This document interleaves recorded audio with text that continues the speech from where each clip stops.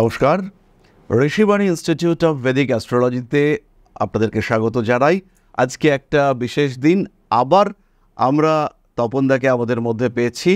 অতি জনপ্রিয় বেশ কিছু সিনেমার ডিরেক্টর, টলিউডের একজন স্বনামধন্য ডিরেক্টর, তাকে আমরা পেয়েছি এবং যার ফিল্ম একাডেমি রয়েছে, যিনি অভিনয় শিখিয়ে থাকেন, শিখিয়ে যারা যোগ্য, যাদের মধ্যে সৃজনশীলতা রয়েছে এবং যারা এফিশিয়েন্ট, তাদেরকে উনি সাফিশিয়েন্ট জায়গা করে দেন যে নিজেদের প্রতিভাকে বিকশিত করবার, প্রকাশিত করবার। এরকম একজন মানুষকে আমরা পেয়েছি, যিনি এই ফিল্ম ইন্ডাস্ট্রিতে থাকার সাথে সাথে যথেষ্ট জনসেবা করে চলেছেন, বহু মানুষের স্বপ্নকে সার্থক করে তুলে চলেছেন। এই যে জায়গাটা, এরকম একজন মানুষকে আমরা পেয়েছি, তপনদা, তপন দত্ত, স্বনামধন্য ফিল্ম ডিরেক্টর, এডিটর এবং লেখক। এই ব্যাপারটাও আমরা রিসেন্টলি জানতে পারলাম। তো যাই হোক দাদা, আপনার, আমি বুঝতে পারছি জ্যোতিষ সম্পর্কে বেশ কিছু প্রশ্ন, বেশ কিছু কোয়েরি তৈরি হয়েছে মনের মধ্যে। তো সেই সমস্তগুলোর জন্যই আজকে আপনি উপস্থিত হয়েছেন। তো আমরা এই বিষয়গুলো নিয়ে আজকে কথা বলবো। তার আগে আপনি যদি আপনার সম্পর্কে আমাদের চ্যানেলের দর্শকদেরকে কিছু একটু বলেন। না, আমার সম্পর্কে বলতে শান্তনু তো সব যা বলার বলেই দিল। তো আমি ছবি তো বানাই এবং তার সাথে যারা অভিনয় শিখতে চায় অনলাইনে অফলাইনে সবসময়ই আমি শেখাই এবং তাদেরকে যোগ্যদের সুযোগ দিই, অযোগ্যদের যোগ্য তৈরি করে তুলি, এটাও করি। আর যারা প্লেব্যাক করতে চান, বাড়িতে বসে আছেন, সুযোগ পান না, তাদেরকেও সুযোগ দিই প্লেব্যাক করার। তো ছোটো বড় বহু আর্টিস্টের সাথে গান করার সুযোগ করে দিই। তো যাই হোক, সেটা তো একটা পার্ট। আর একটা পার্ট হচ্ছে যে শান্তনুর এই যে জ্যোতিষশাস্ত্র, এই ব্যাপারটা আমার নিজের সত্যি খুব ভালো লাগে এবং আমাকে কোথায় যেন একটা মনে হয় যে একটা ভালো কিছু ছোটোবেলা থেকেই, এটা আজকের নয়, জ্যোতিষ ব্যাপারটা। কেন একটা জিনিস বুঝে গেছি যে ভাগ্য মানুষকে যেখানে নিয়ে যাবে সেইখানে যেতে হবে। আর এই ভাগ্যের ডাক্তার যদি কেউ থাকে তো শান্তনু শাস্ত্রী, আমাদের শান্তনু। মোটামুটি এমন সুন্দর করে মানুষকে সমস্যার সমাধান করে দেয়, যেটা মানে মানুষ সত্যিই উপকৃত হয়। এটা আমি নিজেও দেখেছি। এসে ওর কাছে প্রচুর মানুষ আসে, প্রচুর মানুষ ভালো বিচার পায়, সুবিচার পায় বলেই আসে।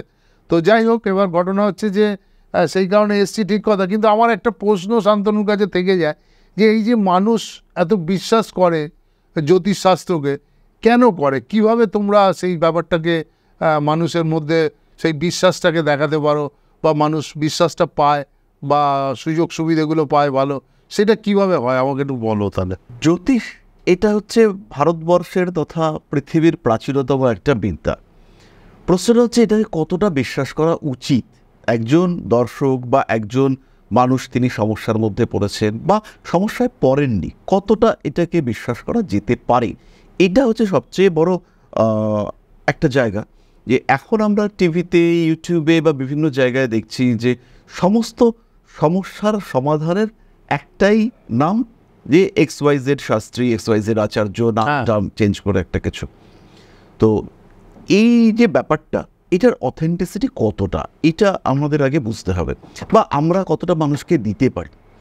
তো এই ক্ষেত্রে বহু জায়গাতে আমরা শুনতে পাই যে এটা একটা সায়েন্স, এটা একটা বিজ্ঞান। তো জ্যোতিষের মধ্যে এই ব্যাপারটাকে ক্লিয়ার হতে হবে। প্রত্যেক যারা জ্যোতিষের কাছে আসছেন তাদেরকে এটা ক্লিয়ার হতে হবে যে এটা কি আদৌ বিজ্ঞান। তো জ্যোতিষের দুটো পার্ট আছে। একটা হচ্ছে ম্যাথামেটিক্যাল পার্ট, যেখানে গ্রহ, নক্ষত্র, এদের অবস্থান নিয়ে ডিসকাস করা হয়, কোথায় কোন নক্ষত্রের অবস্থান রয়েছে, তাদের গতি। এটা পুরোপুরি সায়েন্স, যেটাকে বলা হয় অ্যাস্ট্রোনমি। অ্যাস্ট্রোনমিক্যাল ক্যালকুলেশন, কোথায় গ্রহরা রয়েছে আমাদের জিওসেন্ট্রিক অরবিটাল সিস্টেমে, পৃথিবী থেকে কোথায় কাকে দেখতে পাচ্ছি, তাদেরকে দেখতে পাওয়া যাচ্ছে, এইটা হচ্ছে বিজ্ঞান। এরপরে হচ্ছে দর্শন। এটাকে বিজ্ঞান বললে ভুল হবে। মঙ্গল গ্রহ কোটি কোটি কোটি কোটি কিলোমিটার দূরে রয়েছে, তার প্রভাবে একজন মানুষের মধ্যে তেজ তৈরি হচ্ছে। আচ্ছা, কিছু কিছু জিনিস আমরা দেখতে পাই, যেমন চন্দ্রের আকর্ষণ বা সূর্যের আকর্ষণে জোয়ার ভাটা, এগুলো হচ্ছে। একটা জিনিস লক্ষ্য করবেন আপনি, বহু মানুষের ক্ষেত্রে, বিশেষত যাদের একটু বয়স কম, তাদের হচ্ছে পূর্ণিমা অমাবস্যার দিন পায়ের ব্যথাটা বাড়ে। এটা আমিও দেখেছি। এটা দেখবেন, এটা হচ্ছে বিশেষ করে বাড়ির বয়স্ক লোকের যাদের একটু বাতের টেন্ডেন্সি আছে, জিজ্ঞেস করে যে ব্যথাটা বেড়েছে, আজকে কি অমাবস্যা, দেখো এটা আমার মাও বলে দেয় অমাবস্যা আছে কিনা। তো এই ক্ষেত্রে একটা কিছু তিথিগত প্রভাব রয়েছে, অবশ্যই রয়েছে। তো বাট এটাকে একদম সায়েন্স, হার্ডকোর সায়েন্স, যেরকম ফিজিক্স, কেমিস্ট্রি, ম্যাথস, বায়োলজি, এই সায়েন্সে কিন্তু এটাকে ফেলা যাবে না। যারা হচ্ছে মাধ্যমিক পাশ করে পিএইচডি অ্যাস্ট্রোলজার অনেকেই রয়েছে, মাধ্যমিক পাস কিন্তু অ্যাস্ট্রোলজিতে ডক্টরেট ইন অ্যাস্ট্রোলজি, বাট মাধ্যমিক পাস, তারা ভাবেন যে আমরা এটা বিজ্ঞান পড়েছি। এরকম আমি মানুষ দেখেছি যারা পলিটিক্যাল সায়েন্সকে সায়েন্স বলেন। হ্যাঁ, তো সেই রকম যারা মানুষ, তারা নিজেদেরকে অ্যাস্ট্রোলজার হিসেবে বিজ্ঞানী মনে করেন। বাট প্রেডিক্টিভ অ্যাস্ট্রোলজি এটা সায়েন্স নয়, এটা ফিলোসফি। এটার মধ্যে লজিক আছে, সিস্টেম আছে, যে এটা এরকম হলে এটা হয়। এটা বারবার দেখতে দেখতে দেখতে দেখতে আমাদের কিছু টেক্সট আছে, যেমন ফলদীপিকা আছে, বৃহৎ জাতক রয়েছে, বৃহৎ পরাশরী হোরাশাস্ত্র রয়েছে, এরকম প্রচুর সারাবলী রয়েছে, প্রশ্ন জাতকম রয়েছে, এরকম বহু টেক্সট রয়েছে। তাতে ঋষিরা দেখেছেন এই হচ্ছে, সেইগুলোর রেসপেক্টে এই এখনকার যে সিস্টেম, সেখানে এটা হতে পারে, তার একটা হতে পারে প্রবাবিলিটি, এইটা দিয়ে আমরা মানুষকে গাইড করতে পারি। আপনার খুব খারাপ টাইম চলছে, আমরা দেখলাম আপনার রাহুর দশা, শনির অন্তর্দশা শুরু হয়েছে 3 বছর আগে। তবে জিজ্ঞেস করলাম 3 বছর আগে থেকে কি আপনার টাইমটা খারাপ চলছে? আপনি বললেন হ্যাঁ, টাইমটা খারাপ চলছে। তখন আমি বুঝলাম যে রাহুর দশা, শনির অন্তর্দশা, এটা আপনার টাইম খারাপ যাওয়ার কারণ। তাহলে এটা শেষ হবে, রাহু শনির পরে রাহু বুধ আসবে, বুধটা আপনার বেটার পজিশনে আছে। তাহলে আমি বললাম যে দাদা, আর 3 মাস পর থেকে রাহু বুধ আসছে, এই রাহু বুধে এই প্রবলেম হতে পারে, কিন্তু রাহু শনির যে নেগেটিভিটি সেটা কমবে। রাহু শনিতে আপনার অস্টিওপোরোসিস হয়েছে, আপনার প্রচুর জিনিসপত্র নষ্ট হয়েছে, ন্যাচারাল ক্যালামিটিসে আপনার জিনিসপত্র খারাপ হয়েছে, আপনার বাড়িতে হয়তো একটা চুরি হয়েছে, হাড়ের যন্ত্রণায় উঠতে পারছেন না, কাজকর্ম সব বন্ধ, প্রচুর শত্রু হয়েছে। তাহলে বললাম দাদা, আর 3টে মাস ওয়েট করে যান, 3টে মাস মাথা ঠান্ডা করে লড়াইটা দিয়ে যান। এরপরে হচ্ছে গিয়ে এই কারণে আপনার এটা হচ্ছে, এই ফেজটা কমপ্লিট হচ্ছে, এবার আপনার একটা বেটার ফেজ আসছে, এই ফেজটাতে এইটা হবে, আপনি এইভাবে নিজেকে করুন। তাহলে আগের পাস্ট ব্যাপারটাকে আমরা আইডেন্টিফাই করে এই ফিউচারটা এরকম হতে পারে, তার একটাই এই হতে পারে ওয়ার্ডটা কিন্তু মাথায় রাখতে হবে। এরকম নয় ব্যাপারটা যে আমি ড্যাশ শাস্ত্রী, আমি এক্স শাস্ত্রী, আমি বলেছি তার মানে এটা হবেই, এরকম নয় ব্যাপারটা। বেসিক যে জ্যোতিষ বিষয়টাকে যখন বরাহমিহির বা আর্যভট্ট তারা যখন নিয়ে এসেছিলেন, তারা নিয়ে এসেছিলেন মুহূর্ত গণনার জন্য। রাজা যুদ্ধে যাবেন, কোন টাইমে ঘর থেকে বেরোবেন, টাইমিংটা, যে এই টাইমে দরজার বাইরে পা ফেলাটাও একটা টাইম, যে টাইমিং, সেইটা এইটা হলে পরে রাজার যুদ্ধে জেতার প্রবাবিলিটি বাড়বে। রাজার বাড়ি হবে, রাজপ্রাসাদ, জল লাগবে, কোন জায়গাটা খুঁড়লে জল পাওয়া যাবে। তো মাটি খোঁড়া হচ্ছে, খুঁড়েই চলেছি, জল আর পাওয়া যাচ্ছে না, এরকম হয়েছে। এইখানে জ্যোতিষের একটা বিদ্যা রয়েছে, এটা বরাহমিহিরের করা, তার নাম হচ্ছে দকারগল। মাটি খুঁড়বার পরে মাটির যে লক্ষণ, সেইখান থেকে বোঝা যাবে যে কতটা নিচে গেলে জল পাওয়া যাবে। আচ্ছা, হ্যাঁ, যেমন মাটি খুঁড়ে 1 হাত নিচে একটা ব্যাঙ পাওয়া গেল, তার মানে হচ্ছে সেখান থেকে আরও 4 হাত খুঁড়লে পরে জল পাওয়া যাবে। আচ্ছা, আবার একটা কাটা গাছ পাওয়া গেল, তার মানে হচ্ছে গিয়ে ওখানে জলটা অনেক গভীরে পাওয়া যাবে। এখানে কিন্তু সায়েন্স, লজিক, এই সমস্ত ব্যাপার স্যাপার রয়েছে। কিন্তু বর্তমান যুগের জ্যোতিষ বলতে আমরা যাকে বুঝতে পারছি যে আমার কাছে আসো, তোমার বিয়ে হচ্ছে না, কোনো প্রবলেম নেই, এই আমার কাছে মন্ত্র আছে, দিয়ে দিলাম, তোমার বিয়ে হবে, কালকে তোমার বিয়ে হবে।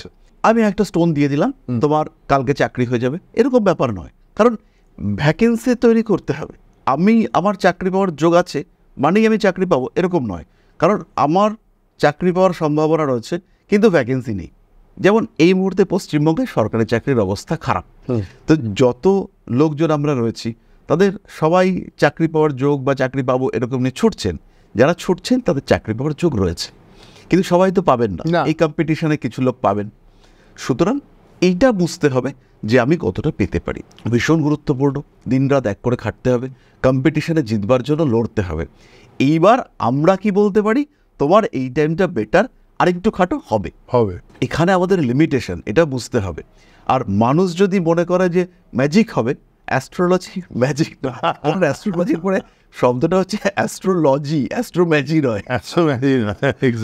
তো যেটা আমি জানতে চাই আরেকটা ব্যাপার, যেটা হচ্ছে এই যে শনি 7.5 ব্যাপারটা, তো এইটা তোমার এই যে ধরো এখানে কুম্ভ রাশির জন্য তুমি তো সবসময় বলে থাকো, তো কুম্ভ রাশির যারা দর্শক আছেন বা ইনফ্যাক্ট আমি নিজেও কুম্ভ রাশির একজন জাতক, তো এই শনি 7.5 শেষ ফেজ চলছে বলছে, তো এই ব্যাপারটা কি একটু জানতে পারলে ভালো হতো এবং দর্শকরাও খুশি হতো আর কি। তাহলে প্রথমে একটু বলি 7.5 ব্যাপারটা কি।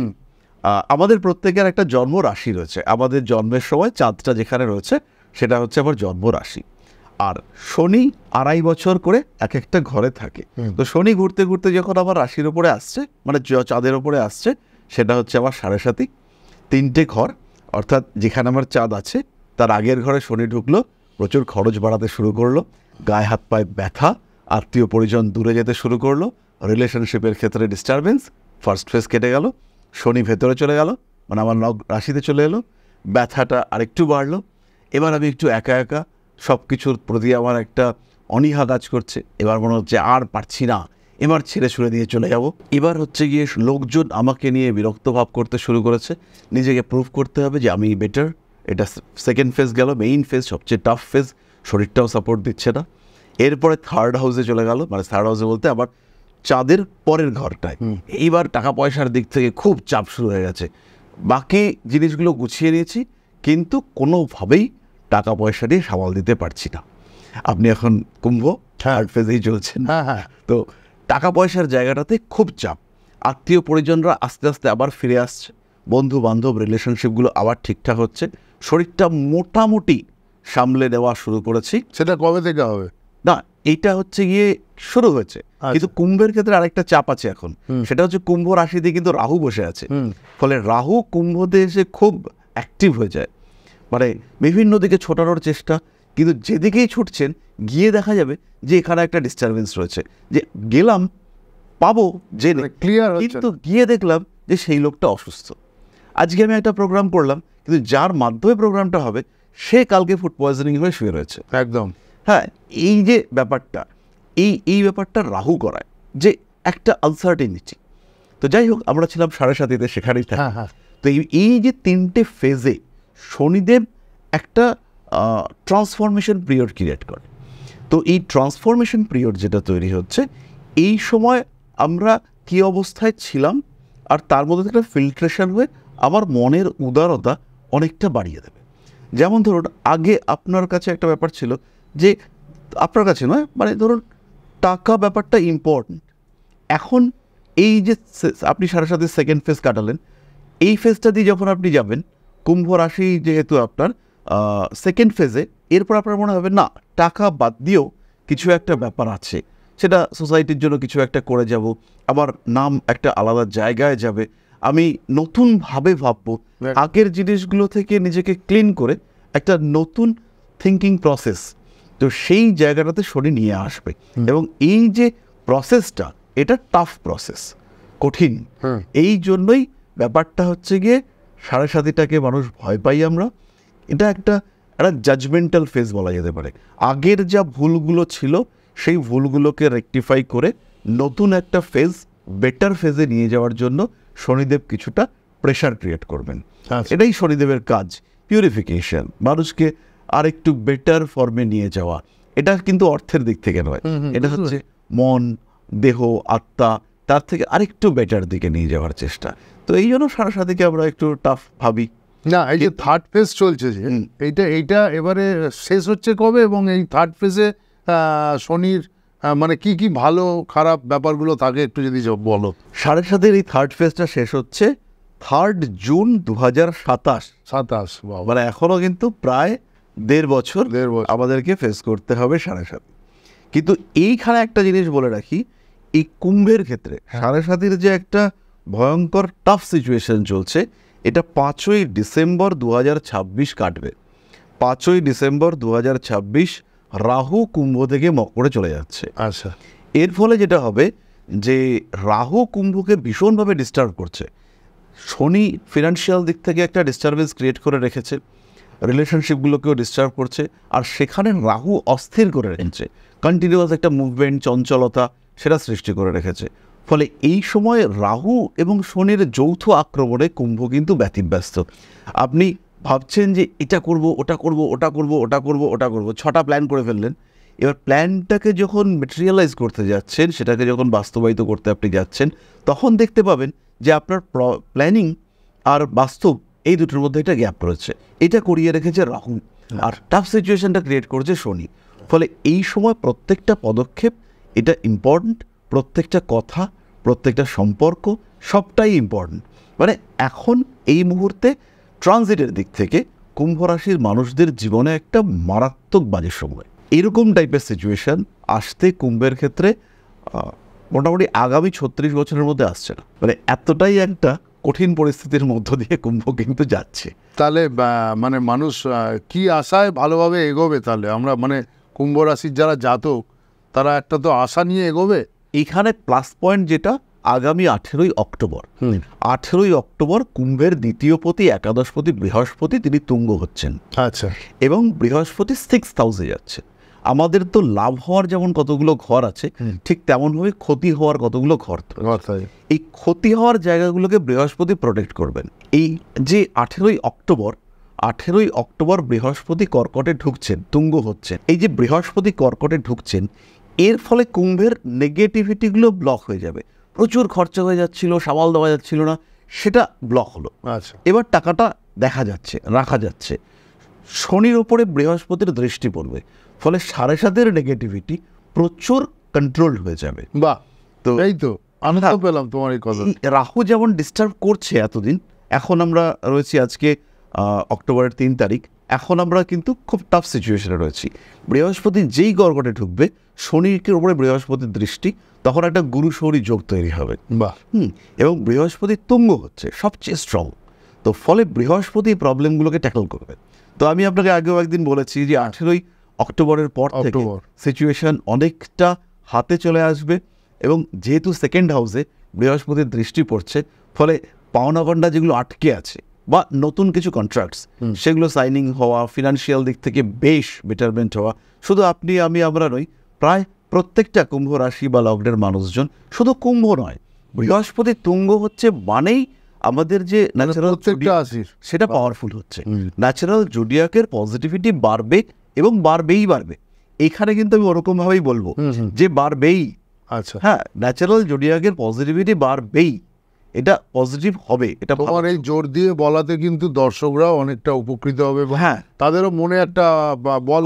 12 বছর পরে বৃহস্পতি তুঙ্গ হচ্ছে, এটাই। হ্যাঁ, এবং এই বৃহস্পতি অল্প কিছুদিন তুঙ্গ থাকবে, থেকে আবার বক্রি হয়ে সে পেছনের দিকে যাবে।